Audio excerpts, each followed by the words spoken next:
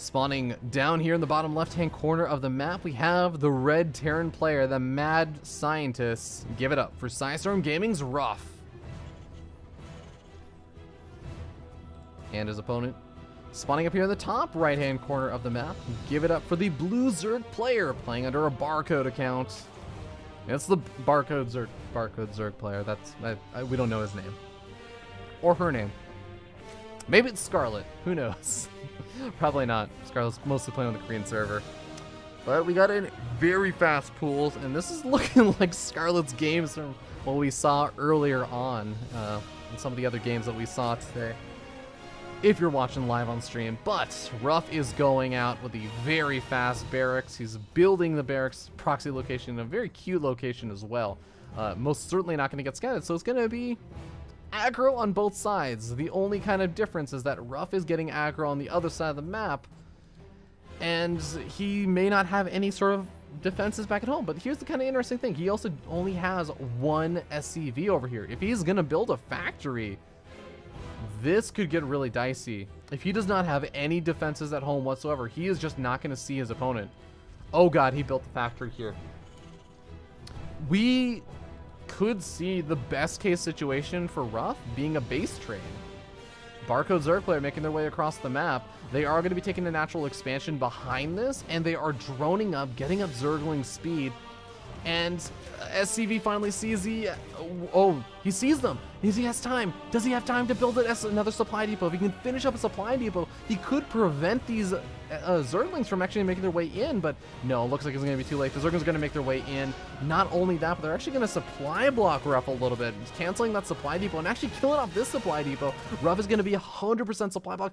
Will he even be able to get out a factory unit? I don't think so. Oh no, he doesn't have time. He has to build a supply depot on this side of the map. He has 2 workers over here.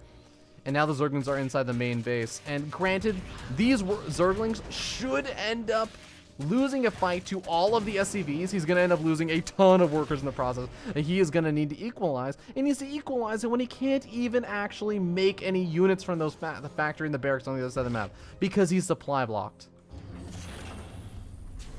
Well, at least he's actually lost some of those workers now, so he can start making some of those Hellions he so desperately needs. But he doesn't actually have the economy to make the Hellions anymore. More Zerglings swarming on in. 4 Zerglings left over, and it looks like the Barcode Zerg player realizes he smells blood in the water, is going to make some more Zerglings, but also realizes, wait a second, I mean, you didn't have anything at home. Clearly you're proxying something. All the remaining workers seem like they're actually going to end up falling over here. RuFF is all in on, I think, 2 Hellions. And a Cyclone. And 1 Marine. That 1 Marine, ladies and gentlemen, it's kill an Overlord. Could supply block his opponent. It cannot, none of those units can kill these Spine Crawlers, though. That is going to be the underlying problem. Zerglings continue to work their way at the orbital command. Hellions move in over here and spot 3 Spine Crawlers. RuFF is in a rough spot, and I think that this might just be a little bit too rough for him to handle right now.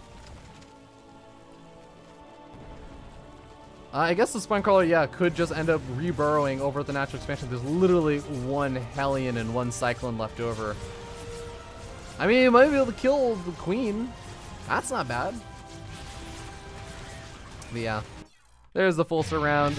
RuFF taps out, and the ladder is victorious in game number 2 from our RuFF ladder game streams.